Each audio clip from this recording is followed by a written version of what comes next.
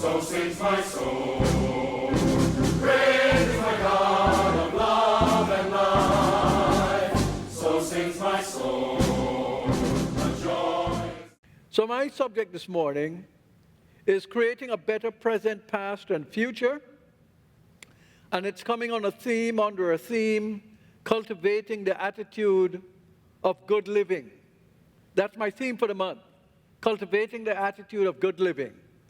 And we're going to talk about this business of creating a better past, present, and future. And it might be really good to take notice of what was said in our reading of the scripture. And we see here, if you look at it carefully, you will see that Jesus touched upon the past, the present, and the future. He says, let not your heart be troubled. What are you going to be troubled about? The past. Okay? Because people who are worried, people who feel downtrodden, people who feel like life is not treating them well, tend to feel that that troublesome heart that makes you can't experience the peace that passes all understanding.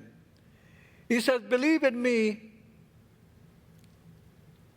And when he says, believe in me, is putting you in the present.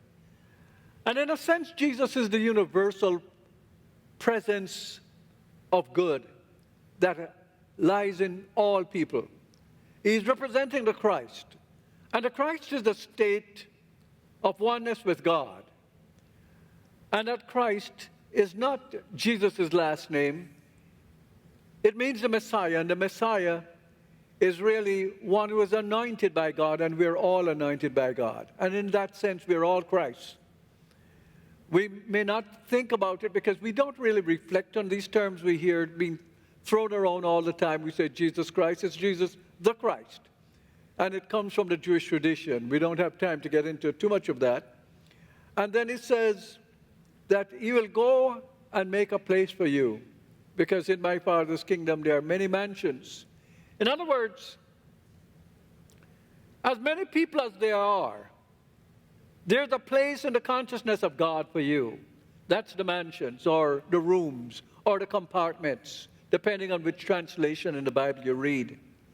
And what we need to understand is that you're not here by an accident. You're here because there is a purpose that only you alone can fulfill. And it's not God who is giving you that purpose. You are the one who needs to define what your purpose is in this life. Because that's what freedom is. If God has determined I know people go around and said, well, the purpose-driven life, and God has this purpose for you. If God makes a purpose for each one, then you don't have any freedom. All you have is to fulfill what it is that God has done. And then, if God is the one who has given everybody a purpose, and we have people who are just killing people and murdering people and doing bad things, you'd have to blame God for it. You'd have to say, well, that must be God's purpose. And it can't be God's purpose, because God is good and God is loving. What God has given us is an aim toward goodness. An aim is different from a purpose. That whatever your life is, whatever your purpose is, it's to aim toward doing the good things that only you uniquely can do. So let's talk about a few ideas in understanding why I'm calling this creating a better present, past, and future. My first subtitle is, you're living in a can-do world. A can-do world. And if you come to this world without a feeling that I can do my life, then the other feeling is I can't do it. And you're living then in a negative world. And of course people will tell you, the past is history. The future is a mystery. The present is a gift. That's why they call it the present. And it sounds really great and grand, and I'm sure it can have some application. But you think a moment at any of your friend or family who is suffering from Alzheimer's, who has totally obliterated or almost totally obliterated the past. And tell me how you think they feel about themselves and if they even know themselves. So when people say the past is history, they're meaning it in a very narrow sense, that you shouldn't spend your time worrying about things that have happened. And that I can agree with. But the idea of the past is history. What you know of yourself is 99.999 the past. As a matter of fact, from the time you walked into this sanctuary today to now, all of that is the past. So you're going to forget that you have been walked into the sanctuary, how you got here? That's all the past. So people do not understand the compartments of God that we live in. In my Father's house, there are many mansions, many different rooms. And the rooms that we are living in consciousness are the past, the present, and the future. We're living in them mentally. And when we live in them mentally, it means there are reference points to which we can return and understand what our experiences have taught us. And many people do not understand that. They do not understand that if you're going to be able to do something, you're building on what you already know. And you're also building on what you think you can do from this point forward, which is the present. So the present is the decision maker, the executive mind, the power that you have to take the past. The past is like your engine in the car. When you go to your car is still where you left it unless someone has stolen it. But if no one has stolen it, and I trust that no one has stolen your car, when you go there, the car has that powerful engine, but it's not doing anything until you do what? You turn on the key, or whatever it is they do with these modern cars now. Some cars don't have any keys to turn on. But you engage the car. But you are the one thinking what this power is going to do for you, yes? And so in the mind of God, we have a conscious mind that turns on what it is that we think we're going to do with our lives. Whatever it is. It may be appreciating the present, which the Buddhists call mindfulness. And many of us don't do that enough. Many of us spend our time doing one thing and think we are multitasking. And it's so good to multitask. And before you know it, sometimes we are confused. Sometimes we forget what it is that we should remember in the moment that we're doing. What was I doing again? It happens to us as we get older too. And what we need to know is that the mind that you have within you, the conscious mind, can tell you what and how to deal with this moment you're in. And it's the only moment in which you are totally creative. It is totally creative. And it is created by directing the subconscious mind, or the subjective mind as we call it in science of mind, to know something that it will then begin to work positively or negatively according to your instruction for you to be able to create a future that is either better or worse. And of course, I'm not interested in telling you how to create a worse future. I'm only interested in telling you how to create a better future. Now, what if you have had many bad experiences in the past? What if people have taken advantage of you? What if they have done some unmentionable things you don't even share with your best friends, and probably with your practitioner, your minister, or anyone? The trouble with that kind of past is that it's unresolved. And whatever it is that hurt you is now translated as a feeling, a negative feeling, and it begins to corrode all your consciousness to create the life that you want. That's what it does. It's like having termites in your building, and you don't really see them, but they're eating out the structure of the building. And you can't really go too far without the building crumbling down and not having the strength to do what it needs to do. You got to get rid of those termites.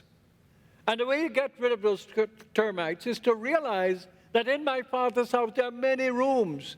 There is a room of love and forgiveness, for example.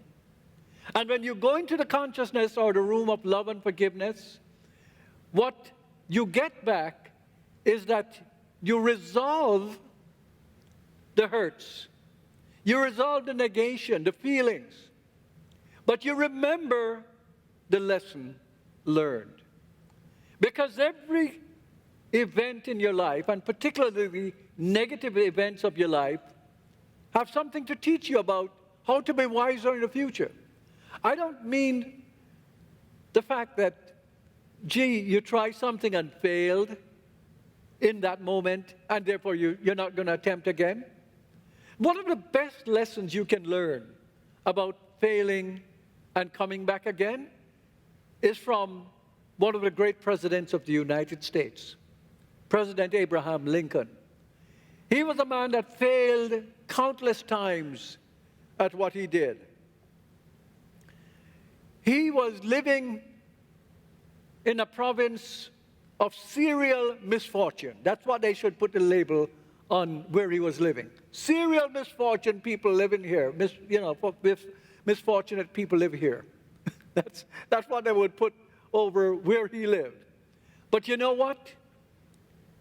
He never allowed himself to feel victimized by failure. That's the difference. And he said, I shall prepare myself, and the opportunity will come. So what is he doing? He's learning from the lessons of the past. Let not your heart be troubled means resolve emotionally what is hurting you, because it will get in the way of creating the good you want to create. Resolve it emotionally. Let not your heart be troubled, neither let you be afraid. In my Father's house there are many rooms, there are many options, there are infinite possibilities. And why you need to think that way, even when you can't even see them, is because you don't have to see them. There is something in you that already sees them. There is an intelligence in you that knows what to do, when to do it, where to do it, and how to do it. And so you're turning to not only a power within yourself greater than you are, you're turning toward an intelligence in you that is supplementing what you already know and putting options before you. I put before you this day good and bad, right and wrong, life and death. Choose life that you and your descendants may live. This is what Abraham said to the Israelite. And Abraham is saying the same thing to all of us, that we live in a world of polarity. We live in a world of polarity, of good and bad, right and wrong. We don't go around denying that people are sick. What we deny is that we don't have a power greater than what is going wrong to heal ourselves. That's what we deny. So and to put it more affirmatively, we affirm that we have a power greater than the problem that we are facing. Do you see the difference? When you can see that difference, you are able to neutralize that feeling. Let not your heart be troubled, neither let it be afraid. In my Father's house, there are many options. I'm translating the deeper meaning in these wonderful sayings of Jesus so that you can apply it to your life. What does it matter that Jesus was so great if you have learned nothing from him to make you also great? He was the way sure. He was the one that says, come follow me. Why are you going to follow somebody who has nothing good to give to you? And what good he has to give to you can be seen in such stories as the disciples are at sea. They're on the lake, really. They call it sea in the Bible, but they're on a lake. And there's a storm. And the boat is about to sink. And Jesus is in the bottom of the ship. And they went down there to get him awake to come and help them and save them. And he got up and he said, "Oh, you of little faith." And he says, "Peace, be still." Now you might say, "Well, I have never seen anyone do that in my life."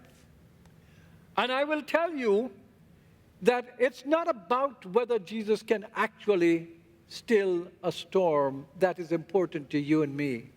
It's whether you realize that these storms are happening within yourself. When you feel distraught, when you feel depressed, when you feel like there is no answer to your problem because of something that happened in the past, it is a moment for you to stand firmly in the faith, in the present moment, so the present is getting active, and say, "Peace, be still. Peace, be still." And begin to breathe in slowly, because when you are anxious, your breath is shallow, and your body then takes on the nature of nervousness and exaggerate the feeling that you can't do anything. And the present moment is for you now to realize that there is a power in me greater than I am that I can use. And affirm that in a way where you slow your breath down and begin to breathe deeply in and out. Breathing in, I calm my body. Breathing out, I smile. Dwelling in the present moment, I know it's a wonderful moment. Thich Nhat Hanh, the great Buddhist priest, taught that. Breathing in, I calm my body. Say it with me. Breathing in, I calm my body. Breathing out, I smile. Dwelling in the present moment, I know it's a wonderful moment. Can you imagine saying that when you're not feeling that great and really believing it? The subjective mind is beginning to say, oh, you're changing gears on me. You're no longer going into reverse. You want to go forward now, huh? And you know what it's going to do? It's going to do the only thing it can do. It's going to follow your lead. It's going to do precisely what you want to do. So the thing to do is to realize is not to forget the past. I was asked on Wednesday night in our service, one person asked me that when people say forgive and forget, should you really forgive and forget? I said no. Forgive, yes. Forget, no. What you want to do is forgive in a way where you let go of the feelings, the negative feelings. But you don't want to forget because you need to learn the lesson. You need to be given the wisdom of what you have learned from the experience. You don't need to be repeating that experience over and over again. And so when you can visit the past, which is really a vault of all that you are, that has become the present moment. Everything in your past has led you to this present moment of your life. You can't throw that away. What you want to do is to use it effectively by going back and say, okay, what has been my experience here? And let's say, like Lincoln, you had failed at certain things. You don't say, well, I'm a failure. You say, well, what is a new way in which I could approach this? How could I come to this issue once more again? And by asking yourself these questions, all of a sudden, the universe opens up its great doors of answers, because within you is an intelligence that already knows all the answers and begin either to lead you to it or inspire you to know exactly what it is right then. Unlike Lincoln, you are preparing yourself to do what? To receive that which is greater than what you're experiencing in the moment. So the past is like your safety, your what is it that you have when you put jewelry in the bank? That box that has all your jewelry. Deposit. It's your safety deposit box of consciousness that you can go and withdraw. But if you have nothing in there that is worthwhile, what are you going to withdraw? And so you can change the past not by actually doing your life over, but doing your attitude and your understanding over, and using forgiveness to release the hurts. You don't need the hurts. You can't shoot yourself in the foot and win the race. You have to take care of your feet. And so it is the same thing with knowing the past. So the Buddha says, be mindful.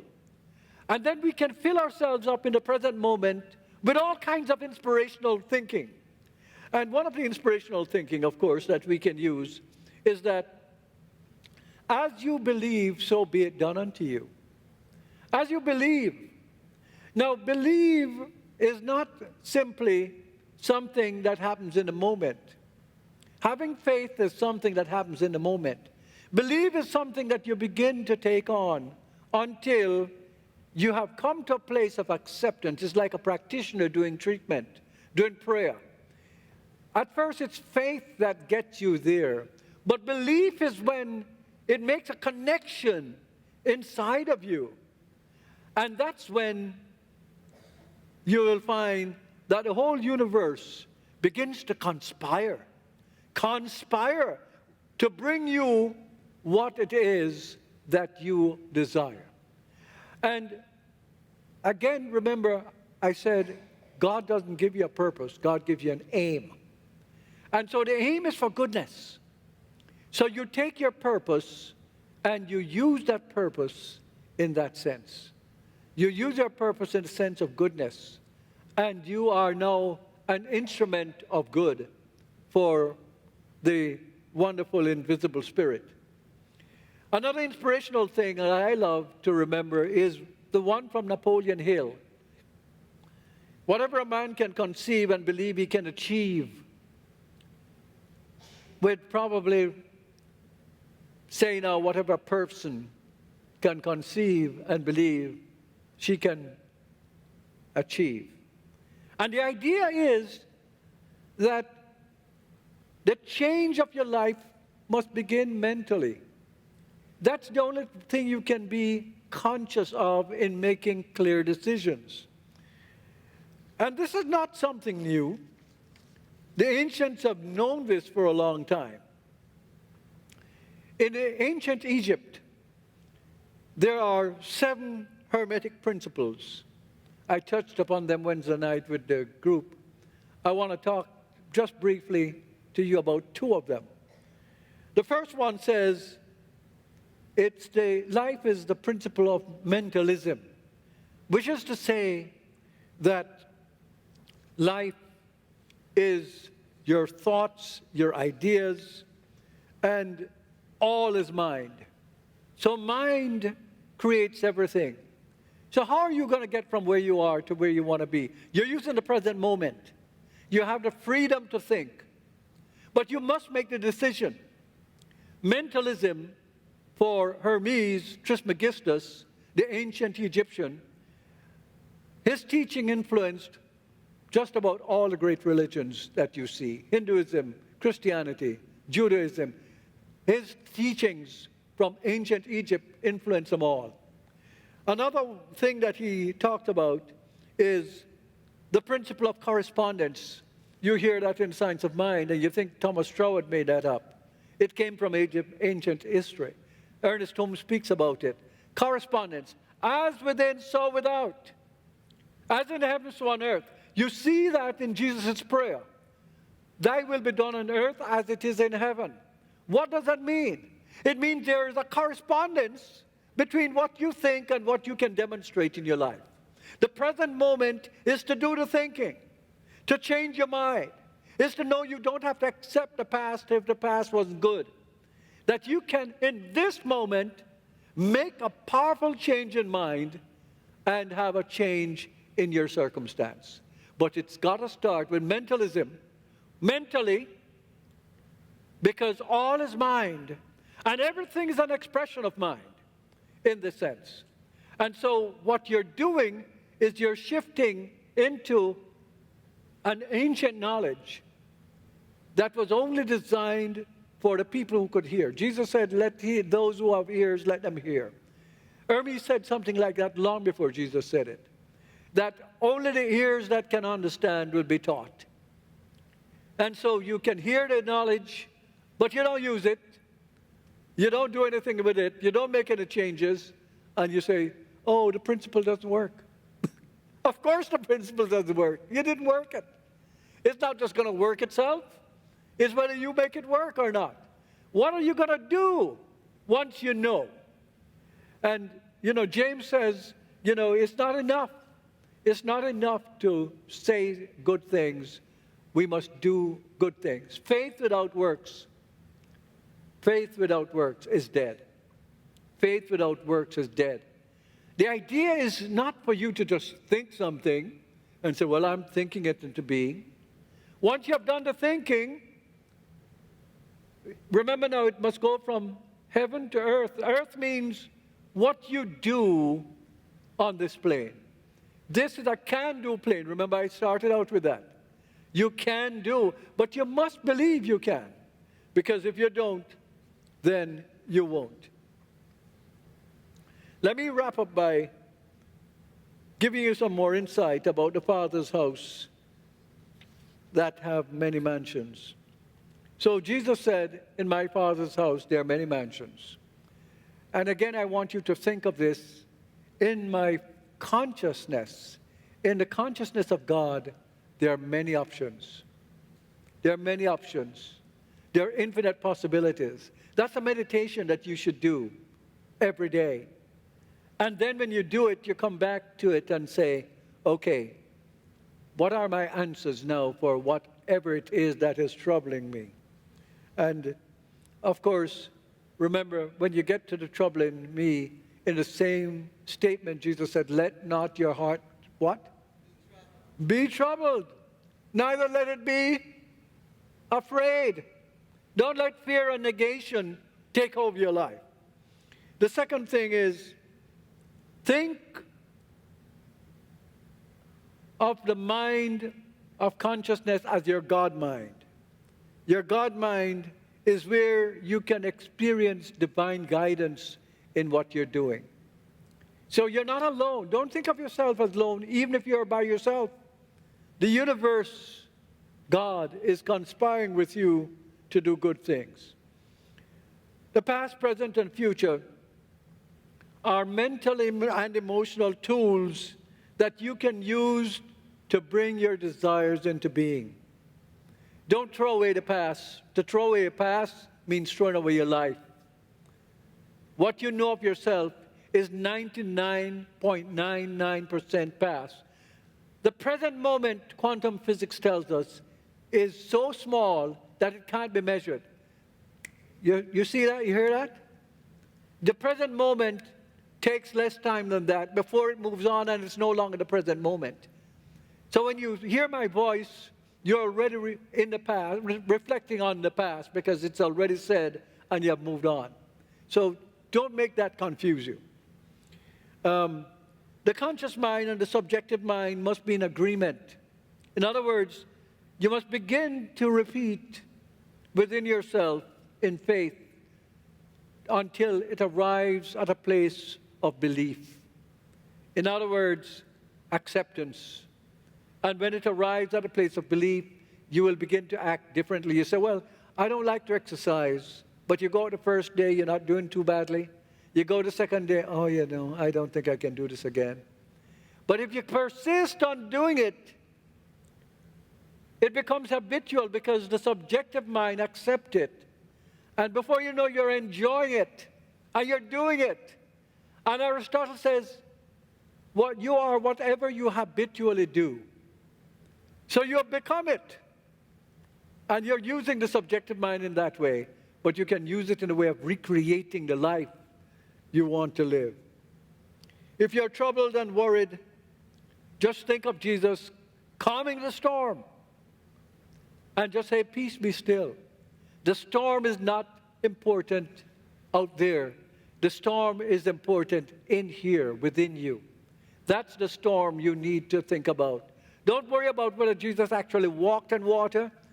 Worry about whether you can do that in your consciousness when the time comes. With all the hurts, remember to forgive. Love means forgiveness also. Remember that it's the Father's good pleasure to give you the kingdom. So, whatever it is that you are looking for, God is working with you to be a receptor of it. Life needs consistency. You have to be mindful of what is really important to you. Many of us go through days without ever reflecting on, what am I doing? What is important to me? The present moment cannot be creative unless you approach it creatively. I have already mentioned the idea that you are determining your purpose. So think about, what is my purpose in this life? And begin to act along your purpose. And finally, be grateful for the entire life. Even the bad things that happened to you back then, just say, God, I am grateful for this because I'm learning from it, and I now will move forward with my life to make sure that what happens to me is nothing but things that come with divine guidance and divine love. Ernest Holmes once said, good and good alone goes from me, and good alone returns to me. That's a wonderful meditation. You can do that. And so, my friends, creating a better past, present, and future for your loved ones and for yourself is possible if you begin now. God bless you all. Thank you very much. Thank you very much. This is our sharing time. We're going to ask you to stand, and we're going to sing the doxology as soon as our musicians are ready.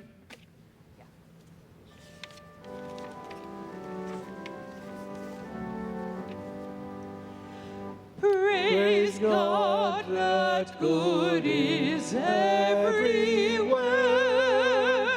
Praise to the love we all may share. The life that thrills in you and me. Praise to the truth that sets us free. Amen.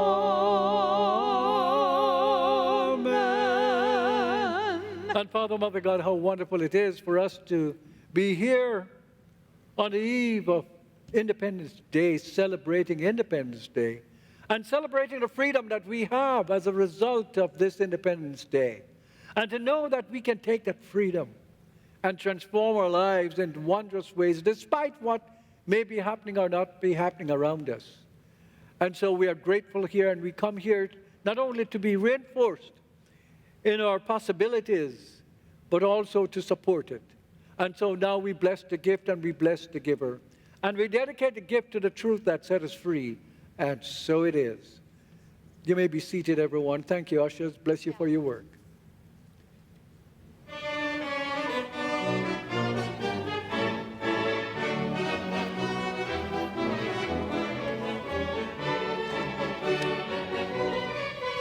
Thank you.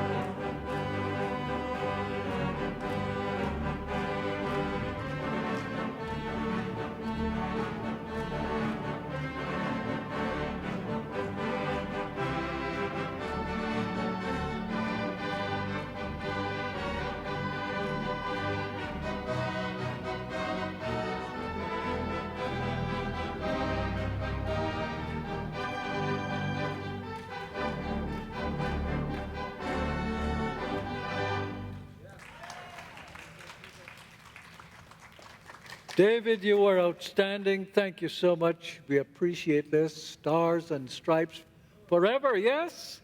Yes, why not? And I trust that you're all going to have a wonderful, wonderful fourth celebration tomorrow, although you can see several people have already started today. But nonetheless, we are grateful for all of you who have shown up to church, and we want you to invite your friends to this church. If you think that you're hearing something that is important, help us to do that. It seems like since the virus, it has been very hard. People have gotten used to not coming to church. So you might have to get on the telephone and encourage them.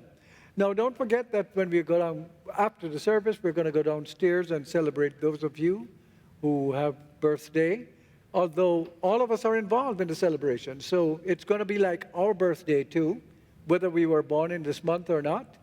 So the month of July, people particularly, but everyone is included. So remember to come downstairs and say hi to somebody, introduce yourself to somebody you don't know, and become connected. The reason for downstairs is not just because there's coffee down there and maybe a snack down there. That's secondary.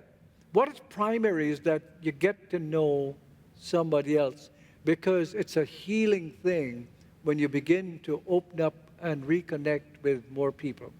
So come down if you can. All right, this is our praying time. So let's turn within. And let us feel right where we are, the very presence of God. Let us know that on this amazing day that we celebrate, that we call Independence Day, that it will mean nothing if it doesn't mean that you are experiencing a deeper freedom within yourself. You are feeling that freedom that comes from God, a freedom that allows you to be exactly who you are for this time. And so whatever it seems to be missing in this life, think of how you can be a solution for that good that needs to occur, for everything to be better, not only for yourself, but for everyone. Let us speak a word of blessing upon our country, upon our political leaders, and upon the world. Because in a way, this sense of independence must work with a sense of connection, relationship. We're all related beings. And unless we get that right, nothing will be right. And we call that relationship love. We call it forgiveness. But it begins with the feeling that we can smile at others. We can feel what Jesus directed us to feel, that love not only for our friends, but for our enemies. And so we come to this day with great hopefulness that this is a starting, new, pristine moment for good things to come about. And we are accepting in our consciousness good health. We're accepting good relationship. We're accepting a flow of abundance in our lives. We're knowing that we are blessing our country, that every group of people will realize that there is only one group of people, Homo sapiens, that we are one, and we are together, and that we are blessing each other right now for the best for each other. So knowing that this is all true, and speaking of special blessing on the birthday of those who are in this month of July experiencing their birthday, I say thank you, Father, Mother, God, and together let each of us affirm, and so it is. Please stand for the benediction. The Lord bless you and keep you. The Lord let his face shine upon you and be gracious unto you. The Lord lift up his countenance upon you and give you peace, the peace that passes all understanding, and so it is.